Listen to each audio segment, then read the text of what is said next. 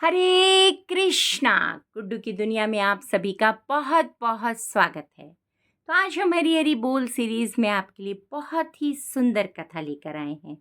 कथा प्रारंभ करने से पहले आप सभी से विनम्र निवेदन है कि कथा को ध्यान पूर्वक सुनिएगा। कथा को स्किप कर ना सुने, अन्यथा कथा आपकी समझ में नहीं आएगी।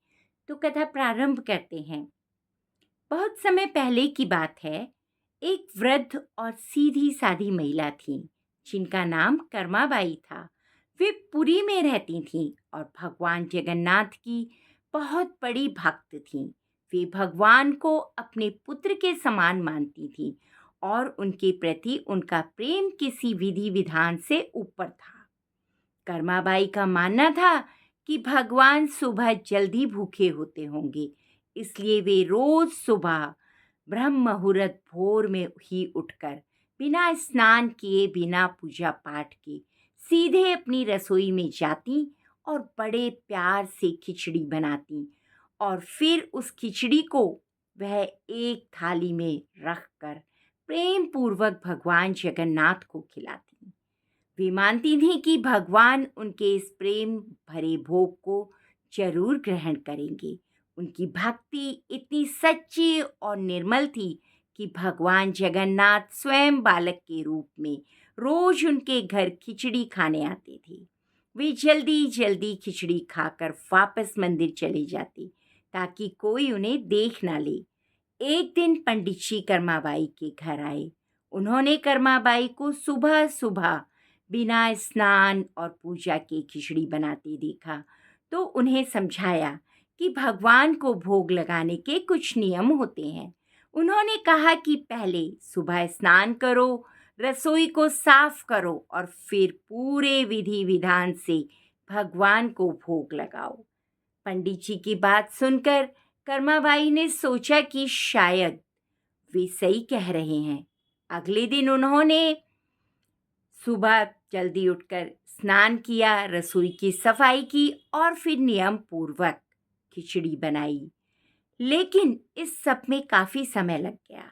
उधर भगवान जगन्नाथ रोज की तरह सुबह सुबह कर्माबाई के घर खिचड़ी खाने के लिए पहुंच गए।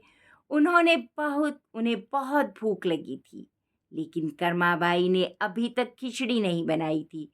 जब कर्माबाई ने खिचड़ी तैयार की और भगवान को भोग लगाने आई तो भगवान जगन्नाथ जी ने जल्दी जल्दी खिचड़ी खाई और बिना मुंह साफ किए ही मंदिर निकल पड़े, क्योंकि मंदिर में पट खुलने का समय हो रहा था।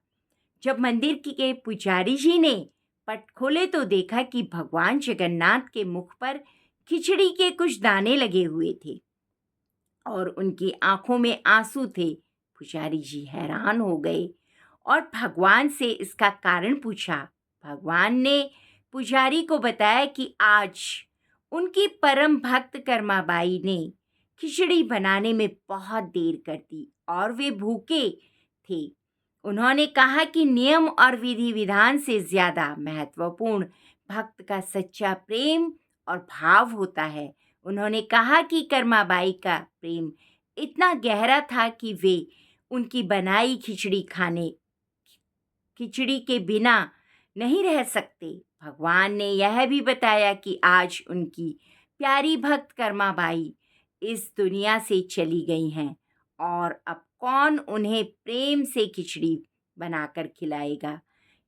यह कहानी हमें सिखाती है कि भगवान किसी विधि विधान के भूखे नहीं, बल्कि सच्चे प्रेम और भाव से प्रसन्न होते हैं। कर्माबाई की भक्ति के कारण ही आज भी पुरी के जगन्नाथ मंदिर में भगवान को सुबह खिचड़ी का भोग लगाया जाता है। यह कथा हमें सिखाती है कि भक्ति में सबसे बड़ी चीज़ हृदय की सरलता और निस्वार्थ प्रेम है। तो आप कितने भी नियम कर्म करके कुछ कर लीजिए, लेकिन अगर आपके मन में सच्चा प्रेम नहीं है, वो भाव नहीं है और सरलता नहीं है, तो आपकी पूजा का कोई फ़ायदा नहीं है। आपको सच्चे मन से हृदय से भक्ति करनी चाहिए। और फिर भगवान ने कर्माबाई से बोलने के लिए पुजारी जी से कहा कि जाकर उसको उनको बोलो कि वो जैसे भोजन बनाती हैं वैसे ही बनाए। और फिर पुजारी जी ने कर्मा बाई से क्षमा मांगी और उनके चरणों में गिर गए। और उस दिन से आज तक भी कर्मा बाई की वो खिचड़ी जगन्नाथ जी महाराज के मंदिर में सबसे पहले जगन्नाथ जी को खिचड़ी का ही भोग अर्पित किया जाता है। उसके बाद में बाकी सारे भोग बनते हैं। तो सभी बोलो जगन्नाथ जी महाराज की जय। जय जय श्री राधे। आप सभी का दिन मंगलमय हो। आप सभी के घर में मंगल कार्य होते रहें, सब स्वस्थ रहें, इसी कामना के साथ कहानी यहीं पर समाप्त होती है। और आप सभी से विनम्र निवेदन है कि कहानी को प्लीज़ लाइक, सब्सक्राइब और शेयर करना ना भूलें। धन्यवाद।